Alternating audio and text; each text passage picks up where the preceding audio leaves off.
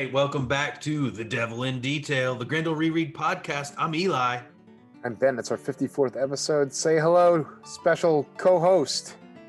Hi, I'm Matt. Birch. What up, Matt dude? Ryan Birch. Yeah, you did it. There he is. Cartoonist, bon vivant, American man. And more.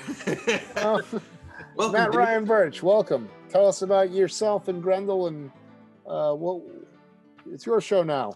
What you been up to? I've been working on the 1963 annual that's coming out. That's been something. I'm doing 10 pages for it. Whoa! 10 pages. Yeah. We're all on that project, I think. Awesome. Yeah, I think we are. Very cool. Yeah. And you got your own book coming out? Well, it's gonna be in Wizard. Oh, Wizard. Interesting. Yep. Wizard too. Sweet, dude. We're psyched to have you as always. And Matt's gonna lend his eye and his word to a Grendel issue 10. This week, Ben, I've been very busy this week. Busier than almost ever. Really? 4 pages. Look at all these pages. That's a new ship. That's kind of a mess up. Another Funky. pages. Awesome. More pages. More pages. There you go. So that's how you have a five page. That's a good panel. That's how you have a 5-page week, my man. I know. I guess I can do it actually. It's You kind can of do crazy. it. So there you go. We're Man, not you fully go once, you do completed, it but till the day you die. that's right. So that was fun. I just did about a page a night after I got off work, and just been cranking. That's for the undisclosed new secret project from the Image Grand Design, some members of that team, and just been reading. And Ben, look what I've got. His name is Rio. That's Rio.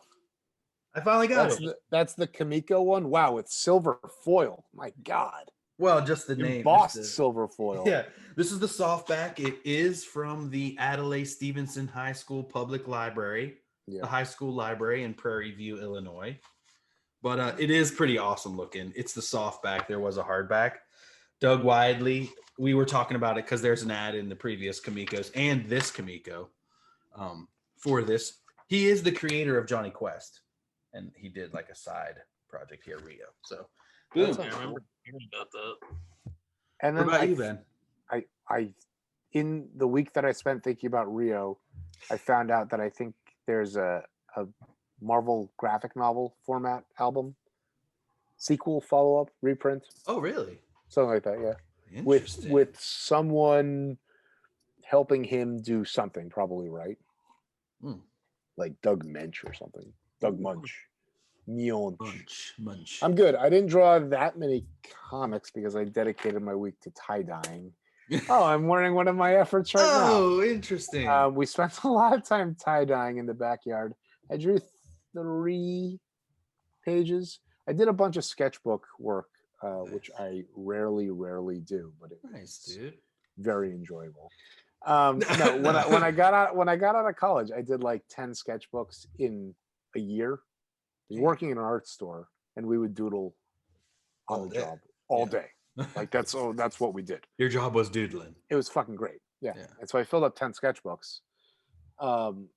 And then I'm sort of at a point for the last several years where I will keep a sketchbook, but it will just contain all of my production notes and noodlings and Yeah. layouts and post-its, and they flip back and forth, and I don't really do any drawing, and I'll do like gestural stuff.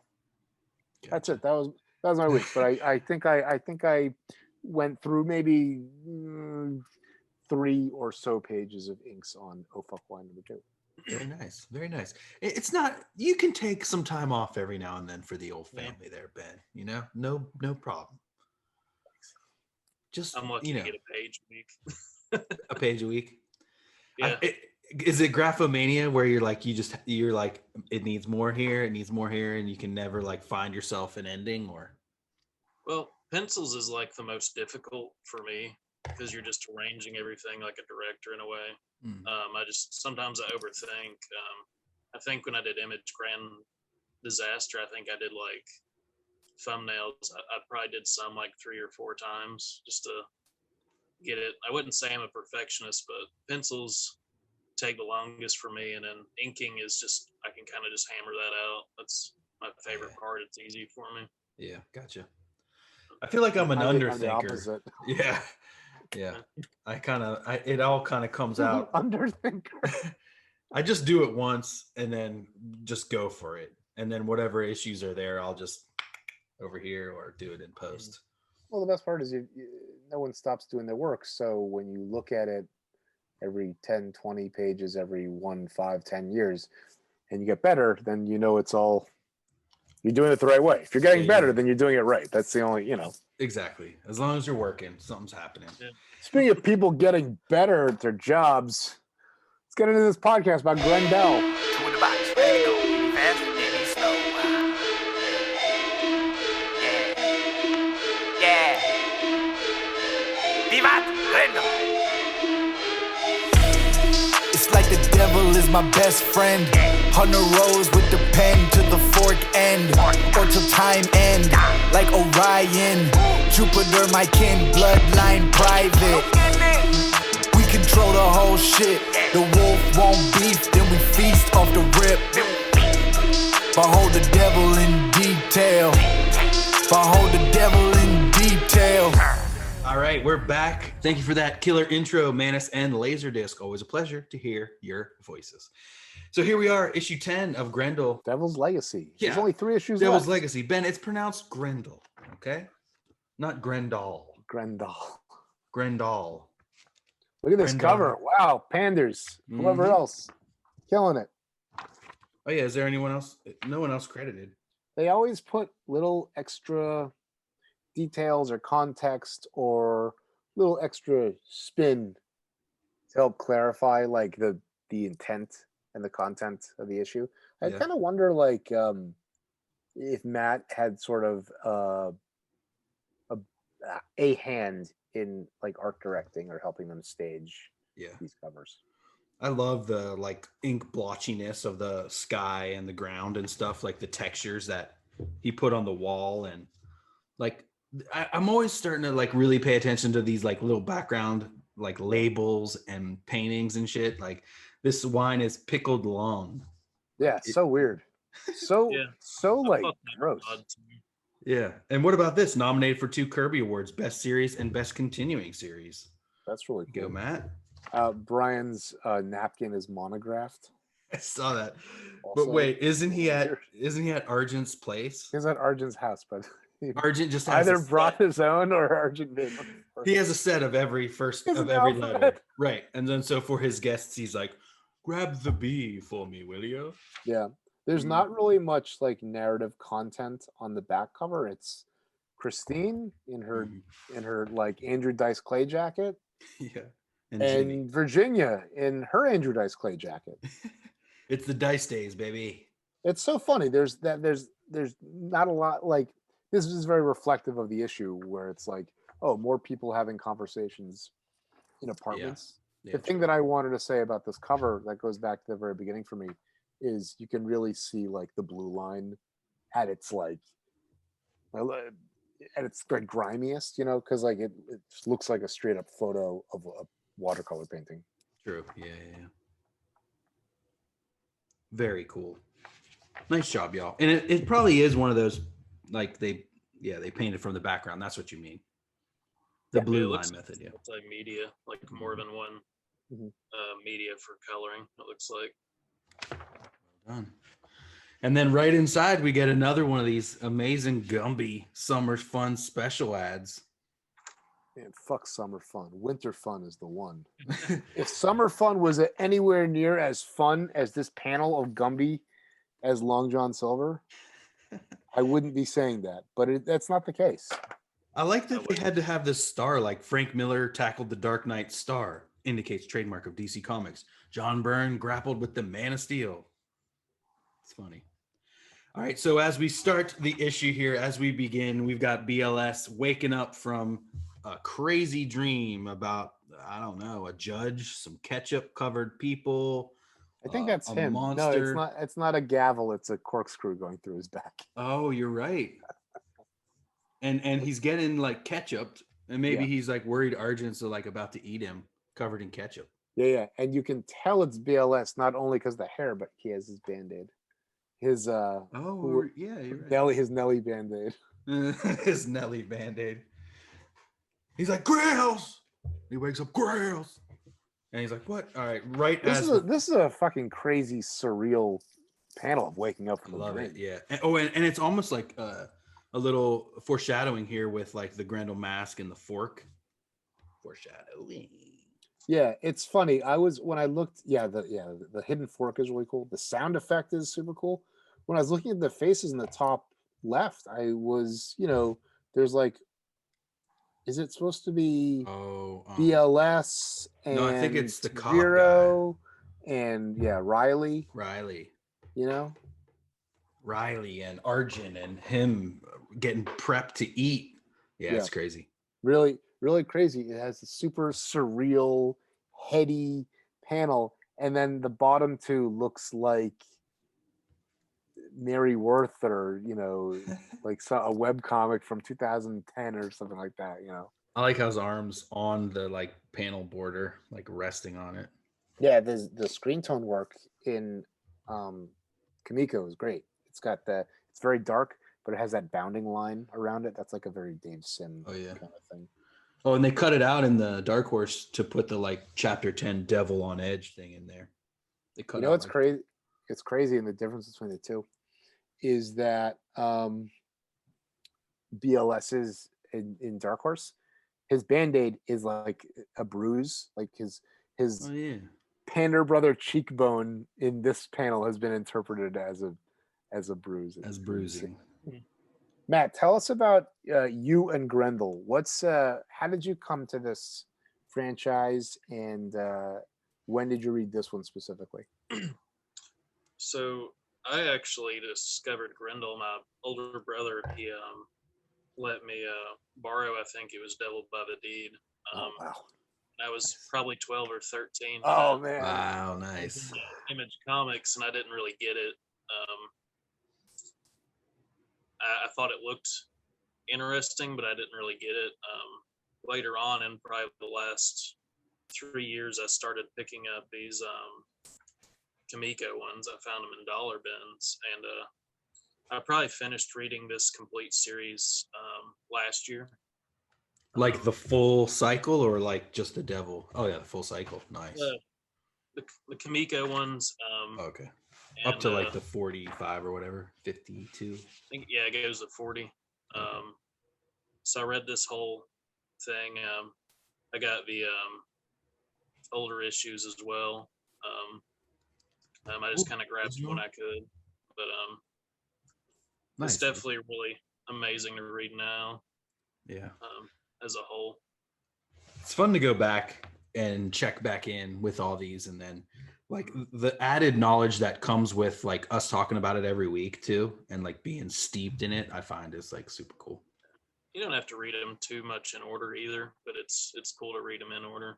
Yeah, you get all the context. I feel like that what you just said, Ryan, originally was a really big idea about the context about this show, that like everyone kind of comes in differently. I think you're very lucky to have been 12 and to be given Devil by the Deed. Yeah. It's very dense, but a lot of people just find whichever Grendel tale has awesome artwork, and then they're like, oh wait, there's way more in this, and you kind of figure out the reading order and all that stuff. I think I read Mage right after that. I read the Image Mage, the second one, and I really liked it.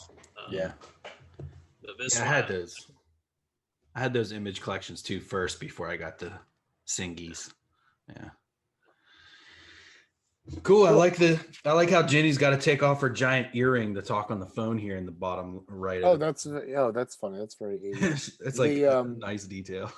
Tom Vincent's coloring in Kimiko on this first panel, like when Kimiko boasts about all their different colors, I think this is what they mean. He's using it here. The floor is kind of, doo-doo, but the rest of it is very well balanced, and sort of this peach figure on Ginny and the screen tone. Like this looks like a nice comic. What do you want from me? Hey. There's a few times in this page where I think, in this issue, where Tom Vincent is doing that, including on the facing spread.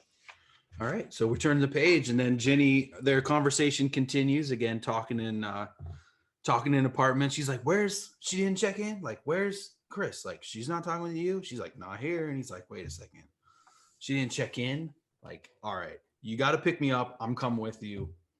And she's like, "No, dude, you need to stay in bed. You got beat by the police, and all you got is this tiny little tiny little thing on your cheek. He was beat up." But she's like, "Okay, it's fine. Like, I'm gonna go over there right now. You stay there, and then we'll hit you up." Like, and Brian's like, "Just tell her I want to see her. I'm here at the hotel. Cool." If only they had cell phones in this neo Right. noir 2027. I couldn't stop thinking about BLS's ultra svelte Ron Lim Silver Surfer torso Oh, right here. and his super generic, like, army issue boxer shorts. Yeah. So fucking weird. You know, what happens is that Bernie turns all these characters into schlubs, basically, and they sort of like it becomes more Yeah. grounded and gritty. Yeah, he catches He's a them. male model here. Yeah, I mean, this is on still like going up, but then Bernie like catches them all on their like downfall. Mm-hmm. So right as he hangs up the phone from Ginny, on the next page here we hear bzzzt, giant sound effect. And BLS is like, "What? Who is it?" He opens the door and he's like, "Let me see some idea. Who is it?" They're like, "Cops, sir." And we see This is a great sequence. Yeah. And it, like, we see the eye, and it's a little bit muddy in the Kamiko just being all pink, but then in the Dark Horse, you see the like shine on his like metallic eye, and it kind of clears up the composition of that frame a little bit. It's muddy in terms of like clarity, because I see it and I say, I had to ask myself, is that Wiggins? I genuinely wasn't sure. Mm. You know, because at first when they show like the Judge Dredd badge, I'm expecting, I guess you can see his weird little gloves. Yeah, well, but is he the only one who's augmented like that? Is like, Well, this is an element to the story that Matt, when you were reading this book, did you find that the police kind of become more cybernetic and like science fiction-y as the story goes on? Was that something that you paid attention to? I feel like Or it's noted. after that they have like they wear almost like a SWAT team looking thing, maybe. Sometimes, yeah. I know they're like their cars. They kind of resemble something you'd see in Judge Dredd a little bit. yeah, definitely. This badge is like, I mean, it looks like Yeah. something out of 2000. I never thought about that before, but Yeah. I do see the Judge Dredd. And then like right from that eye, we kind of get this like shimmer into like scene change. You know, if that was like in like an anime, you would see that shimmer like take over the screen, fade to white into. So we go right to the next scene, and then we see Wiggins asking, like, interrupting his interrogation to ask BLS if he wants champagne with breakfast. This is a very like interesting scene. Like, while they're still like interrogating him, they're very courteous of his dining needs. Well, it's also like, what is the dynamic exactly between Argent and Wiggins? Because in this panel, he's his butler. He's very butler. So, And like, Argent is having a full roast for breakfast. Beautiful as he. I always wonder what he's actually eating. Right, like, is it a chicken or is it a full turkey? It looks really nasty. for Whatever breakfast. it is. Yeah, I think the weirdest part is how it's a leg, the pulky, how there's like heart like valves coming off of it and dripping down, and like weird tendons, and like, well, too, in the Kamiko, it's like green with like weird insides, but then on the in inside it's green. Oh yeah. the omnibus they made it like brown. Ooh, but it's still green on the inside on the table. Interesting and weird. It's a little, yeah. I mean, it's Oh, and they colored the champagne like purple, like wine, instead of like white.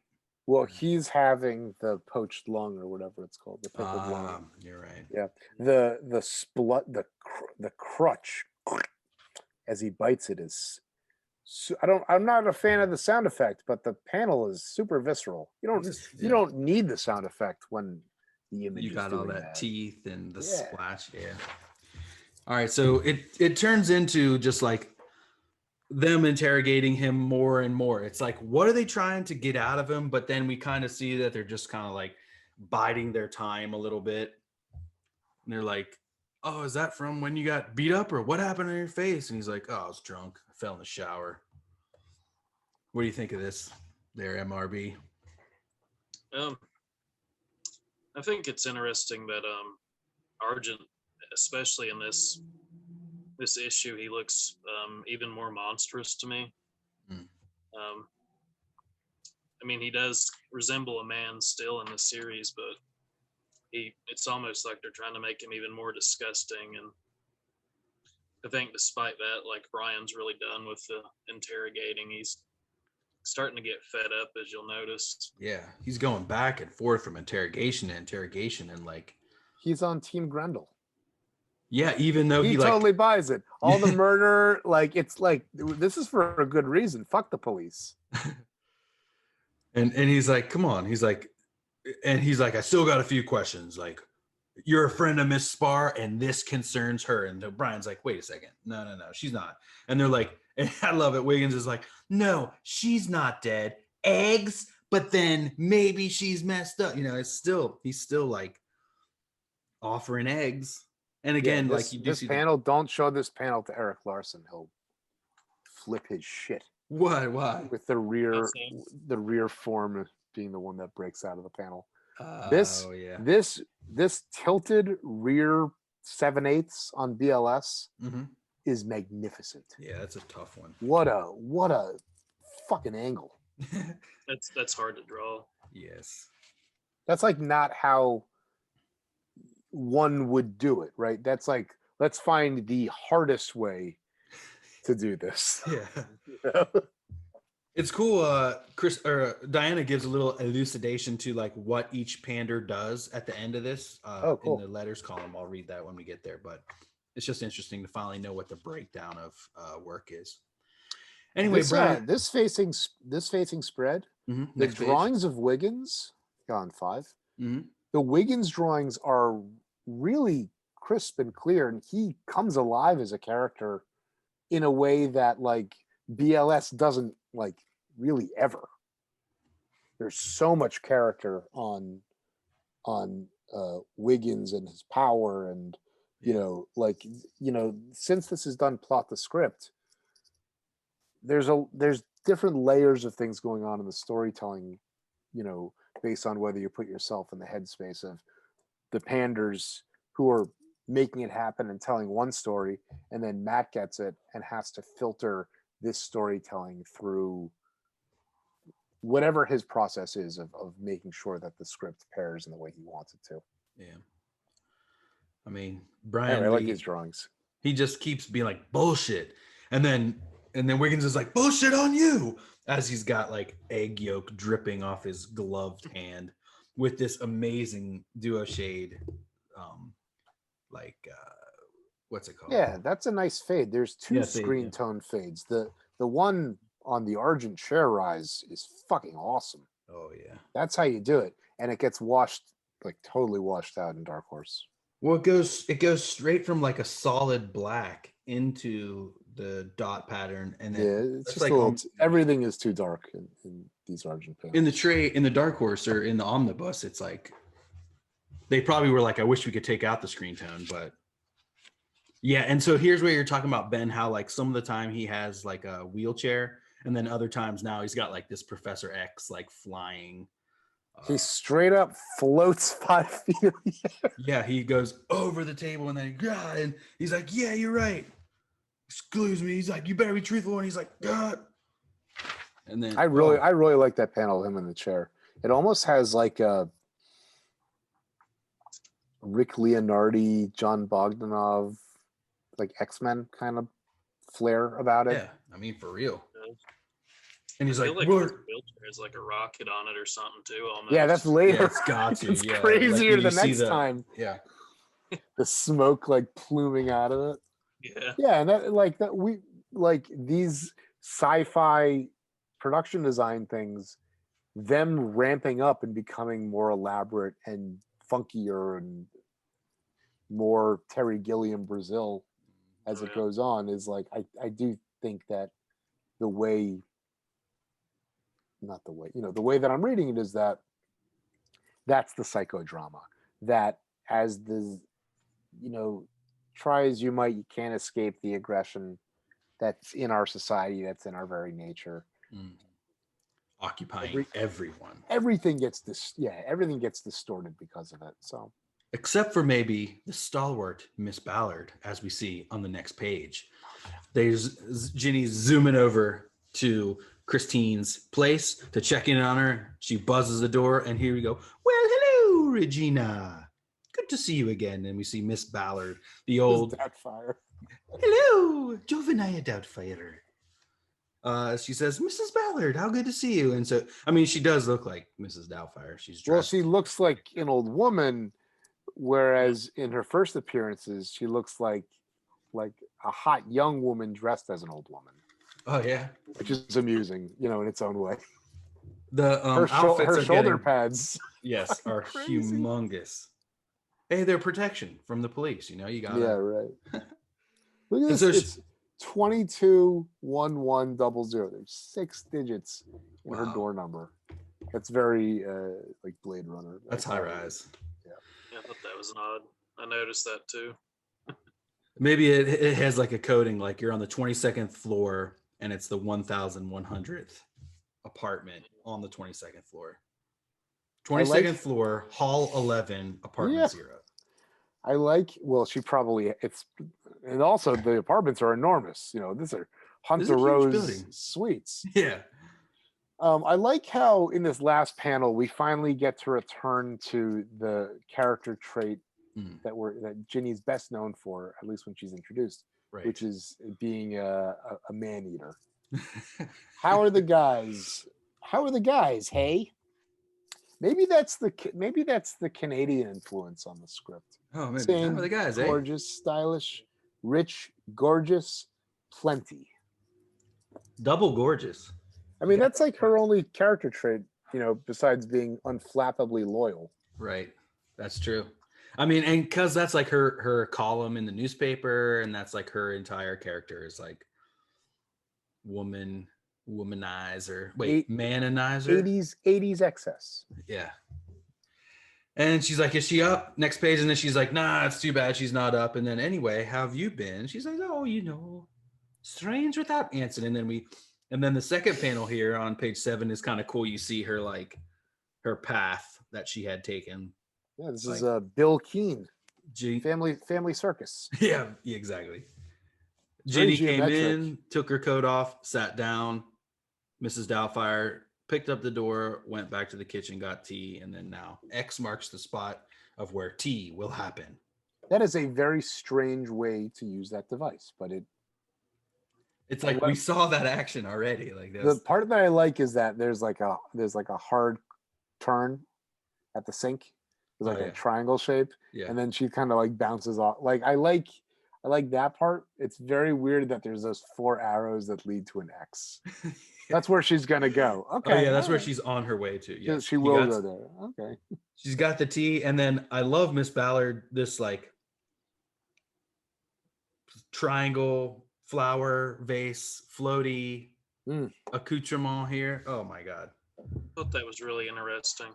Yeah. Is it just like they're floating in air? Like, yeah. Or is it like a mobile hanging with a pot below it? This is I want to create this in my own house. Hang a mobile with like fishing wire so you can't see that, but then have a pot below it so it looks like those hanging things are from a pot. Yeah. Well, I think one thing that's going on in this world is that there's more technology than we can see. Remember there was that bit where she's got that force field on her apartment door? Oh yeah. And they use that reverse like white screen tone over it. That was cool, yeah. It's almost like there's the technology, but they're still like they're not showing it. They're like living without it or something, and it stays like underneath, Anyway, not a ton going on here. She's like, where is Christine? She's like, got the tea. And while she was like in a super rush, Mrs. Ballard's finally like, no, she's here. She's like asleep. I just haven't even seen her. She called me right away. So I can't believe you would say there's not so much going on in the scene. Look at the airbrush and the dark horse steam of coming out of the coffee. It's worth the price of admission alone. there you go. You're right. On both. That's a nice restrained way to bring in just an airbrush. In the Kamiko, like it's just a white color holder knockout. Yeah. But then, Yeah, it's a nice use of negative space. All right, cool, great. Next page, we continue. They're talking. She's like, she didn't know where she was. Miss Ballard was like, she just called me and I had no idea what she was doing. And Ginny's kind of like, no, she's in San Francisco. And Miss Ballard hopes it helped. And she's like, okay, wait a second. Christine's just right in there. Should I go try to wake her? She's notoriously hard to wake. And she also sleeps naked. So yeah, everything's normal. Anson's gone. Ho hum, no big deal. Anson's what? Gone. Yeah, right. It seems all smiles here, talking about the dead son and how quiet and silent the house is now. It's a weird keeping up appearances / Anson who? Yeah, the kid's dead. Want some tea? Yeah, these are both the two. The monochrome color treatment in Dark Horse with the blues is really cool.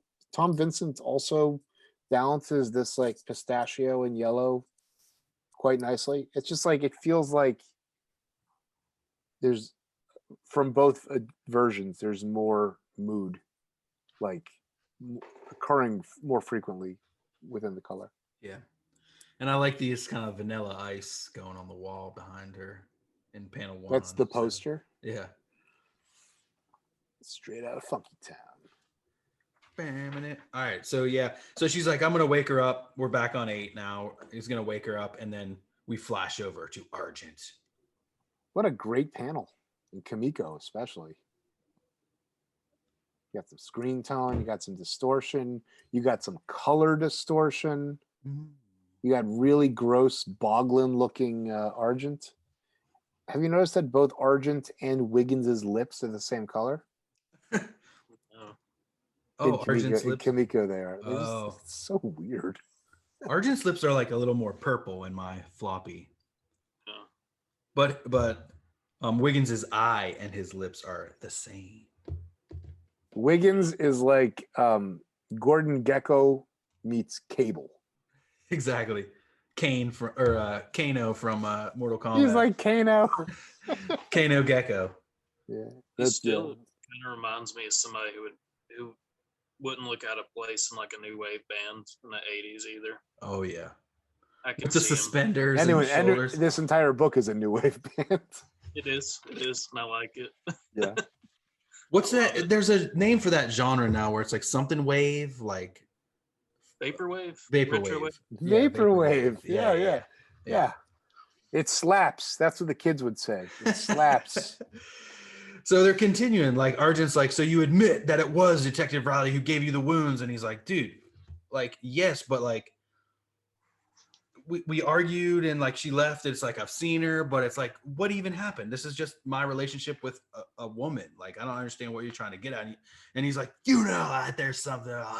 And Wiggins is like, come on, dude. Like, but then I don't get this. He's like, I know there's something you're not telling me. And then he's like, those things are inadmissible in court. So what's that mean? What, if it's like drawn out of you through duress or something like that, those type of things aren't admissible in court.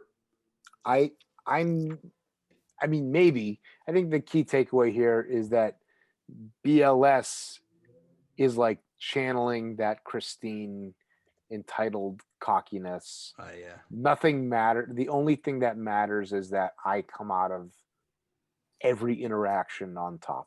Yeah. That like Trump sociopathy kind of thing. I wish that BLS was a little bit more like defined. I think I've said it before. Mm-hmm. He's a very blank slate that gloms onto Grendel stuff, so that after he gets interrogated and beat up 3 times, suddenly he's all super cocky.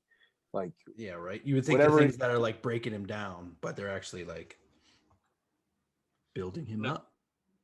I kind of think the police in this seem really desperate as well, and I think that he notices it.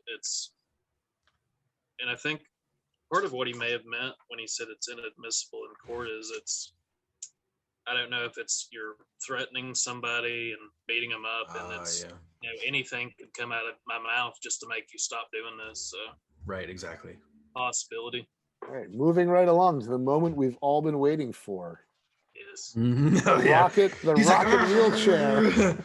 Boosh. Yeah, he like, I mean, I feel like now he was like, I need something that can approximate my like pouncing nature, like my wolf, my like, my dog pouncing, like the moves that I used to be able to do before I was paralyzed. So he like, he is holding on, and I'm thinking like, is he like strapped in? Does he have a seatbelt going on or no? Like, because he's up there like, and he's like, listen, boy. Now this is enough. He's to scare. attached by the catheter, probably. Yeah. Must be attached by his pee hole. He's like, you don't seem to understand. Rah.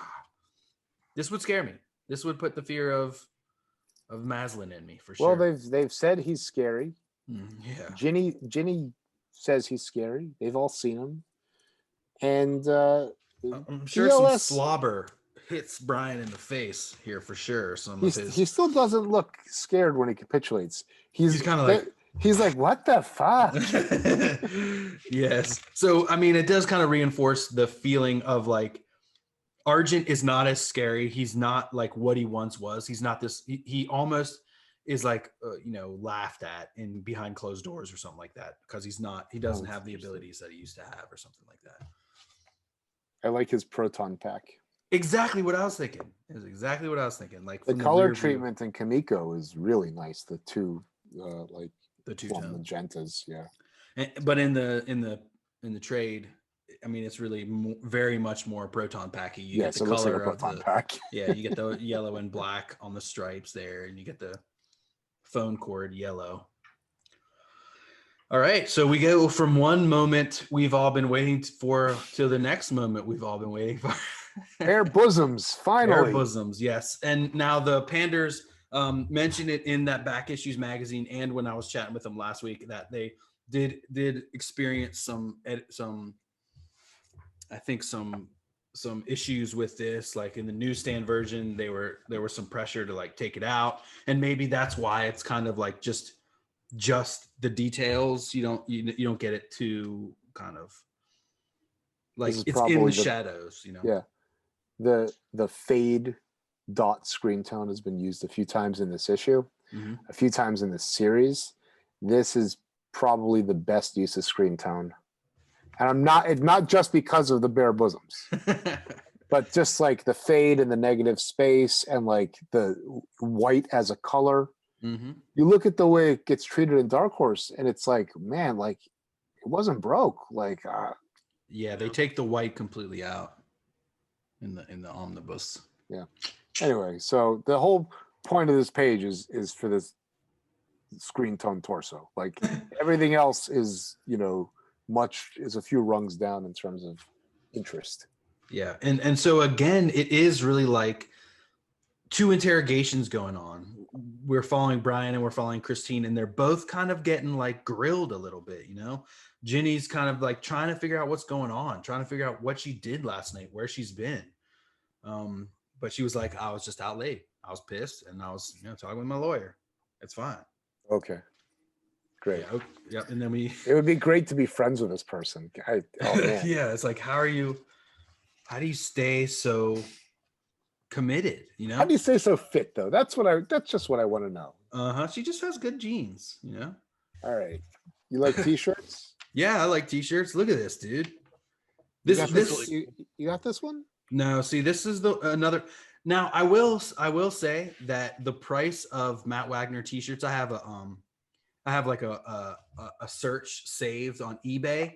They've gone up. Like once one sold for $120, now every Matt Wagner shirt on eBay is priced at $120, like just across the board. And this one's up there. I have a different. They like remade this shirt. I have a different Christine shirt. Right. Oh, with the image on the bottom left, bottom Right. right. Yeah, with the same kind of feel, but I don't have Yeah. this exact one, which was I think the first Christine one. This is the Patrick Nagel one. Mhm. This mage one I think is at Graffiti right now. I'm not sure. It's different. Yeah, there It's was still a white slightly one, different. and there's a black one now that you can get on. I got Graffiti. I got one of these off eBay about a Yeah, you decade said. ago. Yeah. It was disgusting. It had like a epoxy, not a stain. It was a blob of dried Oh, like crunchy. epoxy. It was like Oh, it would become plastic. what the hell? No. That's semen, Eli. Cement. It was like caulking. You know, it was, Ugh. it was That's so the same disgusting. thing, right? Yeah. This mage pin is still available on Graffiti. You can get it. What? I just got it recently, and then the Grendel logo too. Those were all it says Chloe's own pins. There is a new Grendel shirt on eBay that I've never seen. I'm gonna try to get it, but it's expensive. This is a cool subscription ad from Kamiko. Mm-hmm. This is cool. That's California. Who's the new art director? That's California. Mm-hmm. Who's the art director? This is she's She's doing earning her rate or whatever she's making. All right, next page. I'm sure it was a ton of money. I'm sure the Kamiko art director was just. Oh, I'm sure she's like, I have an atlas in my car. I can just cut that up and then slap this over top.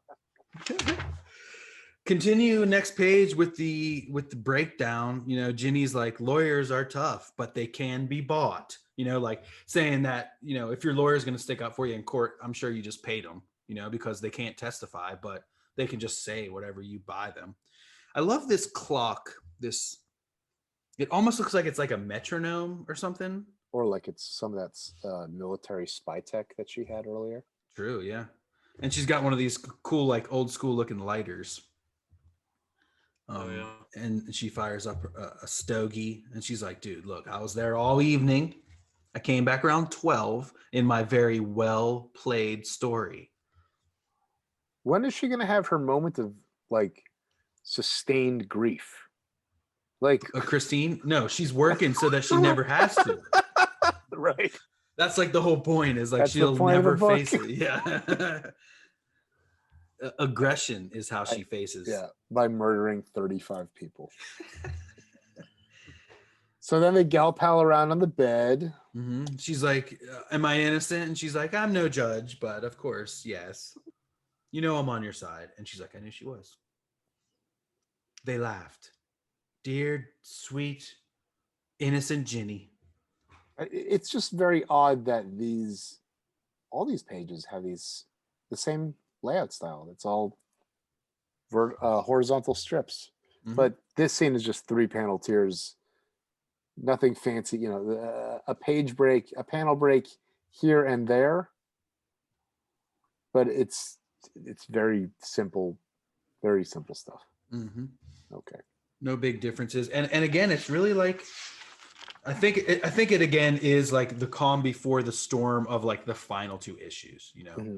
So like, we're kind of just getting, like I said, we're getting the interrogation.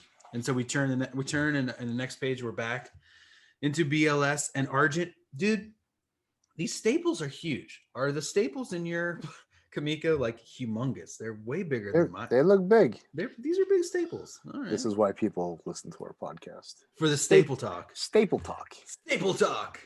Ba-ba-bam-ba-dam. Matt, this is why you and the other 25 guys listen to the podcast for staple talk. Yes. All right, so Brian's like, hold on, dude. Just like let me like get this figured out. I just figured out why you guys are stalling so much. You're searching my place and you're just biding the time. So that just goes to show that why it seemed like the interrogation for BLS was like a little empty. It was like they got nothing. They're just biding their time while the cops rip his place apart. And he's like, okay. I see your behavior and I'd term careful. No, I don't know what that says. Cut this. I have yet to see behavior I'd term careful. You're scared. It's like, okay, you're searching my place. You don't know what you're going to find. You've got nothing. You've got nothing on Grendel. You've got nothing on me. Yeah, the hand is really nothing. You've got nothing. God. And we Okay, continue. great. He's like, yeah, it's just like, sure, fine, okay. So like, I'm here peacefully. You've got nothing on me, and he's like, Bravo, BLS. You figured us out. And that's when he's kind of just like, oh, I guess I'll enjoy my, he's kind of like, Bravo. Our investigation is more of not an investigation. right. It's biding Okay. the time, and we're Like- trying to shake you down. It's like, okay, so you mean all Ten this issues exposition? And then we see Argent eating this like long piece on his medieval fork. Yeah, it's so crazy. And then like there's a reveal later on with more of this like Claude, Sam, Keith totem pole kind of aesthetic. I think this is like the first time that we're seeing that. Because his place, we had joked that it's just Hunter's old spot with the arched windows and all that. No, it's like a Baba Yaga hut. You just haven't seen that part of it yet. Baba Yaga. All right, so we continue, and we're just back again here at the apartment. They're chatting. They're like, okay. No, I was like, Jesus. I know. Yeah, there's just so much talking going on, and all right, Just murder each other. so Look like at this. Rachel. Wow, look at Tom What? Vincent. Panel 2. Oh man, Look at that. That's fucking great. Yeah, the yellow to the We got Matt. You know how they did that? I have no idea. I don't know. It's like an analog airbrush. Yeah, it's nice. Yeah, I was thinking airbrush too. What are you getting out of all this, man? What are you getting out of this, Matt? I wonder how much she actually believes her. Like Ginny actually believes her. Yeah. They all buy this line of bullshit. No one more so than Christine. Christine is so convinced of it all. She's so high on her own supply. It's ridiculous. She knows that she's not completely upfront because she just went to San Francisco, didn't tell anybody. And Ginny's trying to be this like supportive friend. She's trying to like, be on your side, but she's still like, I'm your friend. Like, can't you just tell me a little bit like of what's going on, But no. Or she's just letting her do it when she's ready, or she knows and just isn't gonna try and pry it out of her. I think my issue is summed up in this panel, this caption in panel 2. No mention was made of Grendel. That's sort of like the ongoing issue here. It's a book called Grendel and it's about Grendel, but it's like not really like there's not a lot of Grendel in it, considering how long it runs. Right. Well, it's really lore. It is like a precursor or foreshadowing of what Grendel becomes in the future, less so a singular person with a mask and more so this ideal, this viewpoint, this and I think there's a lot of figuring specter. that out. Yeah. That's the story of this book. Would you say that a lot of the violence and aggression is coming from the police and they just hide behind a badge? Exactly. Well, that's what they tell you. A little bit and more. later on, Christine's going to go all in on that idea. It's all the police's fault. Yes. They drove me to this. But like, she buys her own bullshit. She's creating it. She's creating her own narrative again, almost in a Stacey-esque fashion, in that the connection with reality is broken by her own drive to make it what she wants reality to be. Interesting. Yep. On the next page, they just continue. She's like, okay, so like, what about Brian? Brian's doing fine. I promised him I'd bring you over. And she's like, all right, killer, let's go. I'm anxious to see him. So they're ready. And she's up, she's dressed. She's ready to go. Her hairline changes in every panel on the spread. Oh, that's true. And that's okay. It looks like it's shaved on the side a little bit. Yeah, in that last panel, yeah. There's a lot of, like, as she gets crazier in these last 2 panels, her hair, in these last 2 or 3 issues, things that happen with her hair, it's like, goes all over the place. Yeah. I was looking at, Kayfabe made that video of Batman Year 2, and you look at that Todd McFarlane stuff. And McFarlane, I don't know if he was looking at the panders, but the panders with the front little squiggle is definitely a precursor to like the Todd, like little squiggle of hair that comes forward. That's something I loved and always tried to draw off Todd when I was growing up.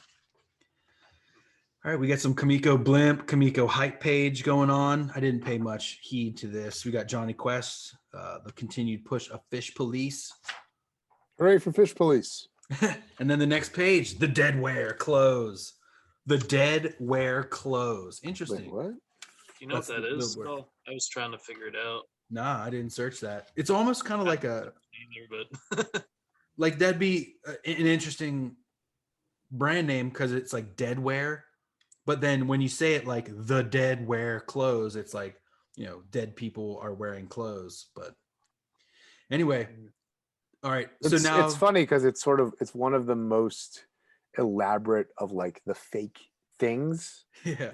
Remember like when there was that scene in like the backstage at the theater and it's like Cats, Les Miserables. Oh yeah. Or I don't remember what it was. There was But there was like this one has like typography and illustration, and it's just this is the Funky Town's headlining band. yeah. In the Kamiko in the trade they fully colored it and everything. And then there's also this flying piece of paper that says Bob, maybe a nod to Bob Shrek. oh, I didn't notice that. Oh yeah. So they come into her car and she's like, "Screw the police, screw them. I can handle the police." And Ginny's like, "Better you than me." Close the door, and they fly away. Wow, look at all the fades in this panel with the trailing of the Blade Runner cars. Mm-hmm. Super cool. All right, so they pull into her apartment and they see Ginny's apartment has been ransacked, and she's like, "Huh?" Wow, Dark Horse coloring really sells this. Mm-hmm. Wow, big difference. Well, it's just tough using yellow in the Kamiko to show a dark room, Yeah, it's just young men and not enough time. Young men, we're gonna color dark rooms with a yellow. But Jeremy Cox really just like kills it here. Yeah. Kills it. All right, so next page we flash back. Argent's raging out. Oh, he's pissed. So pissed that he knocks over his drink. Wham! Not there, damn it, not there. But where? And now BLS, he's What like, are they talking about? They're talking about where Christine is? yeah, I think so. Oh. You're aptly confident of where they are hidden. She's like, no. And he's like, he's standing up, he's hanging off the thing, he's chilling, and Wiggins is like eating some sloppy meat. So she said. Yeah. He's like, no, you know of what you speak. No. Oh, look at these COP goons in the background. He's Yeah, like, it's pretty cool. that is some Ted McKeever freakiness. Yeah. I mean, it's really weird how they can't really get the screen tone to like transfer right, So like in the scanning of these pages, like in the Dark Horse in the omnibus, it looks Weird. It looks almost like a woven like fabric pattern, Yeah. It looks like a chair if you just kind of glance at it a little bit. Yeah. I These are wonder. like Yeah, meeting chairs, kind of. I wonder if they were scanning original artwork or if they were scanning.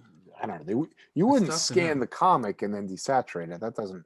No, It's like I don't. that's think like so. not a way to do things. But You never know. I mean, it would mean that there would be maybe there was existing black and white photographs from the mid 80s, Oh, maybe. the negatives or whatever.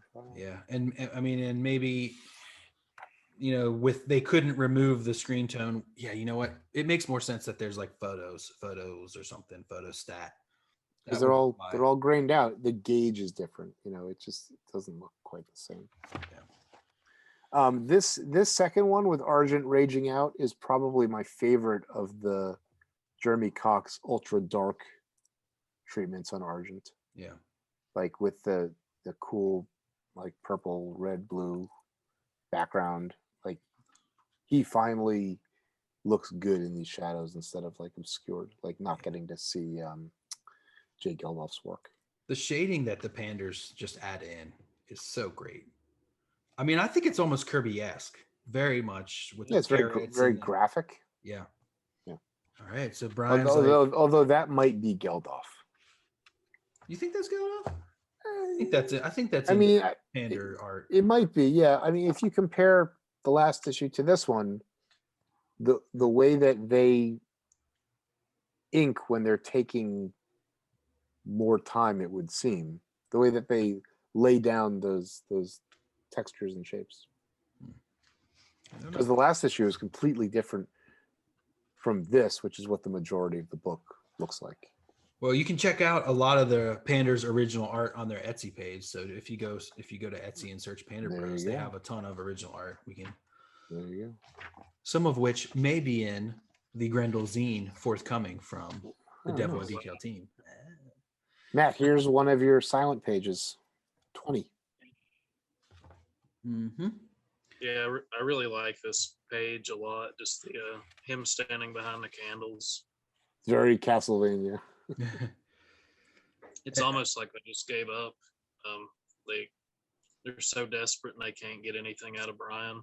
Yeah, and Brian's like, charge me or like let me go, because obviously you're not doing anything. And then before they were like, oh, we have a just like general search order for any house in this case, but then it's just like, okay, so are you charging me or what? He's seeing through the intimidation and seeing it's just they're trying to get something out of him, but it's not working on him. And that's when Wiggins is just like, cops, like, take this asshole. Yeah, out of my these sight. background guys, this is a perfect example of like the Kimiko color guide being maybe not so having high fidelity. Yeah. Because when you see the way that Jeremy Cox deals with it, it's like, wow, that's what it was supposed to look like. Yeah. All right. I like the flow, the pacing too. He's just like, he's like, do something. And then Argent's like, "Ugh," and he's like, fine. And then he's like setting down his thing, like in victory, It's like he's just fading back into the shadows to disappear instead of leaving the room. Yeah, exactly. He's floating back. He like uses his chair to like Back. beep, beep, beep. All right, and then we get back to Ginny's apartment, ransacked in a wreck. She's like, she feels violated. Her space has been invaded.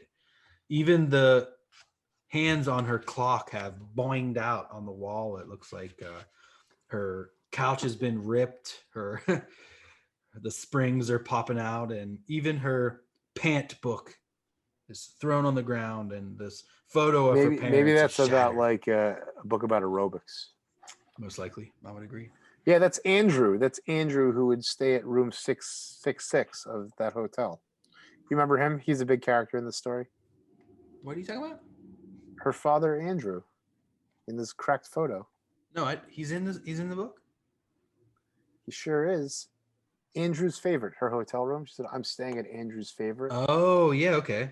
So that's her father. Jeez, Huh? come on, man. Come on, parents. Yeah, that's her Yeah. father. That's her previously mentioned father, Got it. Andrew. She's like taking this really hard because, really Brian and Ginny are these like, they're innocent, but because of their friendship with Christine, they're getting dragged through all this bullshit. And so like, really, I would be pissed. Like as a friend of Christine, I would be pissed, like She doesn't have anything. Neither of them have anything in their lives. And Ginny had nothing first. yeah. And even the nothing is being destroyed because of her You- friendship with Christine. You had said that it looked like Jeremy Cox had lightened her skin significantly. Mm-hmm. And that whether she's supposed to be a black woman or not Caucasian, in the same way that like Hunter and Stacy look like they could be Indian, Sure. or something like that. Yeah. But yeah. She Her clearly parents has two her white parents, mother yeah. looks like Miss Ballard. These are Yeah. two white parents. Yeah. Yeah. Maybe she's adopted. Yeah, there you go. Mhm. Maybe. All right. Maybe they're all twin. Maybe they're all twin sisters. secretly. They do look similar. All right, next page. She's like, ah, shit, god damn. She's like all pissed. She's so mad that she just throws down this picture of her parents and destroying it. And she's like, this is maybe the last straw for Ginny. And Christine's like, it's okay, relax, calm down. Like, I'll just don't go murder 10 worry. people. Yeah. I'm gonna go kill a bunch of people for you, okay? Okay, babe. And this is where she even says, she's like, I looked at that face and like, it had chuckled through 100 romances, but now like that her space has been invaded, her world has been broken down, She's pissed. She's been violated. Mm-hmm. Great. She's like, you're a lot stronger than me, babe. Like you've put up these walls that I'm not able to erect. I feel like it's one of the first instances in a while of seeing like sadness and maybe a sympathetic look on Christine's face. Throughout the story, we don't really see that. We almost see no emotion from Christine other than rage. And you're right. In that first panel on 22, she's like, my friend. Mm-hmm. You're right. But then that pain quickly turns to rage. And on the next page, she's like, I have had enough. And in that moment, I knew I had had enough. Perversion, brutality, cruelty, raped by fate. And Ginny begins to, break it down, talk more shit. And then she looks up. Christine is gone. She pulls a Batman and bamfs out of there. Yeah, she's hounded by the police and by Argent. She's such a victim. Yeah. I mean, she is, but... She's a victim of Christine as much as she's a victim of Argent or the cops. I like this close-up in panel 2. It has kind of a Roy Lichtenstein feel to it. Mm. Yeah. Not that that's like something I look for in my comic book art, but that's what I'm noticing in this moment. Well, and there again is a moment where she's sympathetic to her friend, and she's almost showing how easy it is for her to bounce back between this rage and this sympathy. And she's like, to show that, as is shown later with Brian, that the Grendel can make you crazy, and it turns you from the person you were into the person you'll become. And I don't know if we've talked about it, but like all the sound effects are done, it seems, by the Panders. I think so, yeah. Like directly onto the boards. Yeah. Which illustrated sound effects. Yeah. Not like your normal fonts. Yeah, there's always a little spin, a little bit of English that they put on it, whether it's this one where there's the click, where you can sort of hear like the mechanism of the doorknob kind of fitting in and out. There's also the one on the very first page where the phone rings and it like he's sleeping, and so the first R is like all this like surreal, smoky, and then the I is an exclamation point, and then on the next page when his buzzer goes off, it's this big red, huge, yeah, really, really, really great sound effects by the Panthers.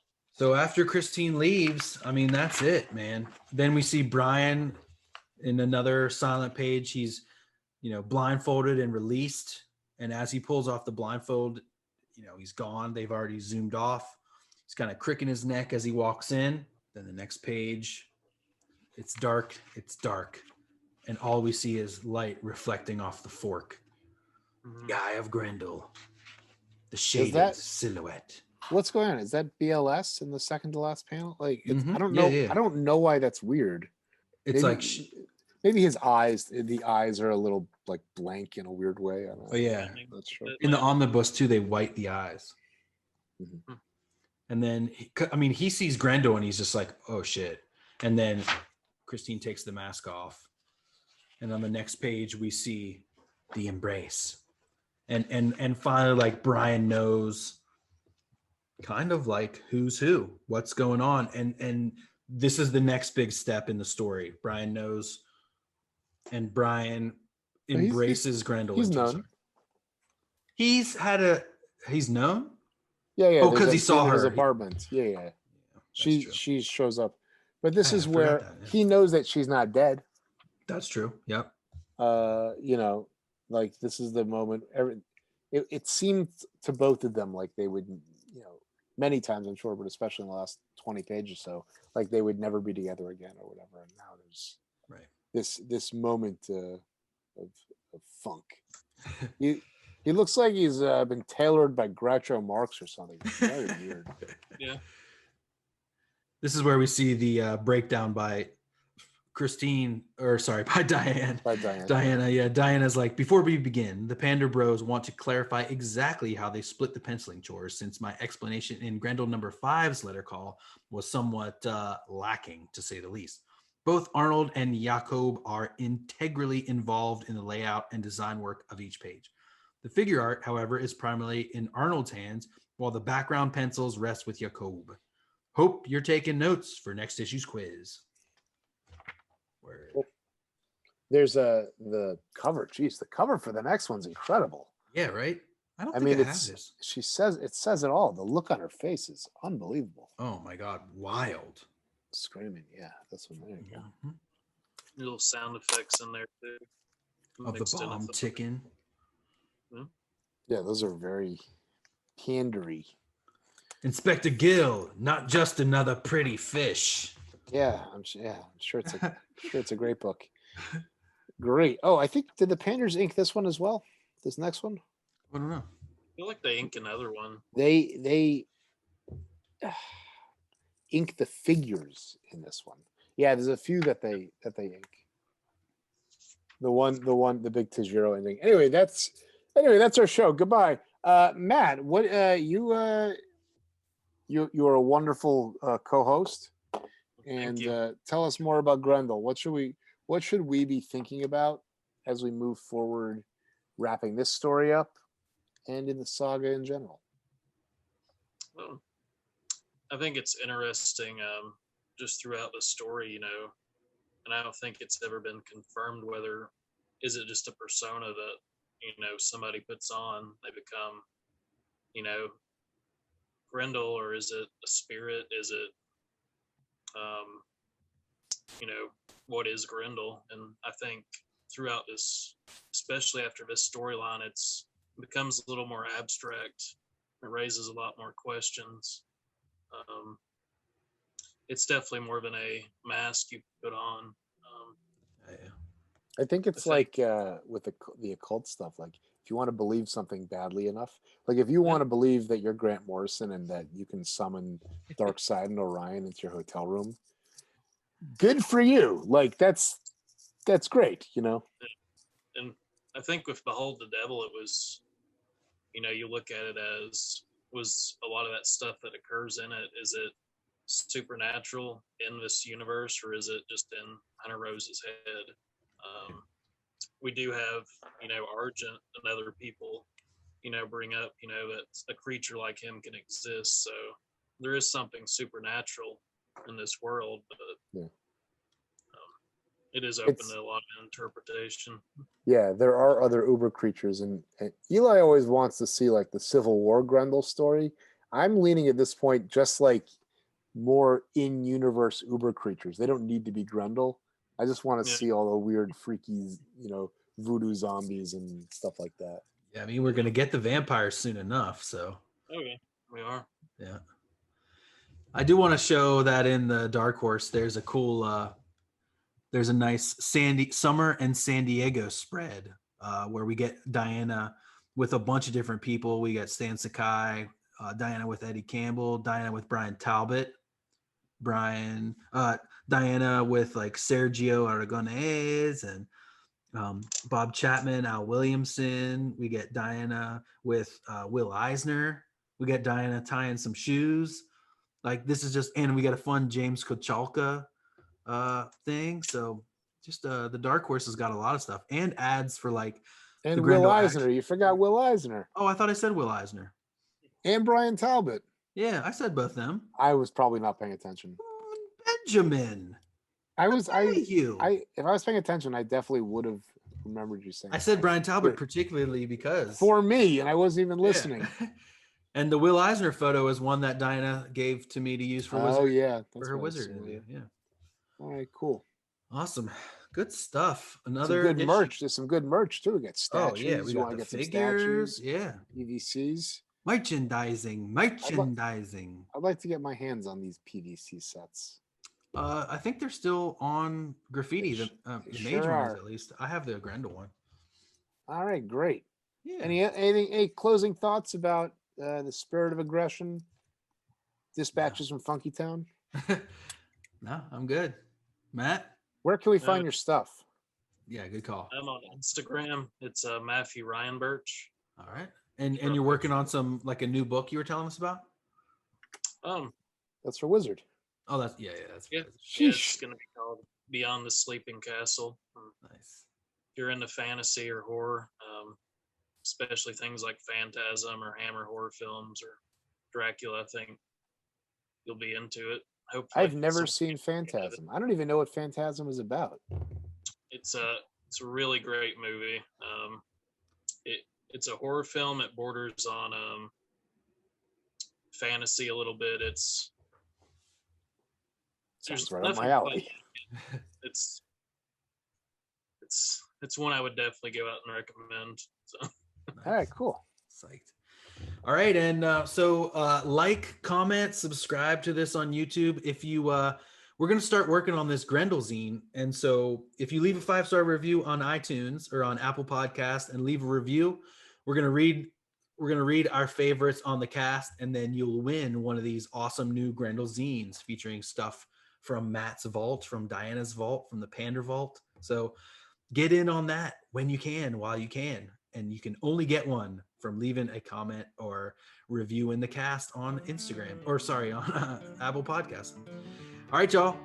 Vivat Grendel, and keep on Grendling. Until next week.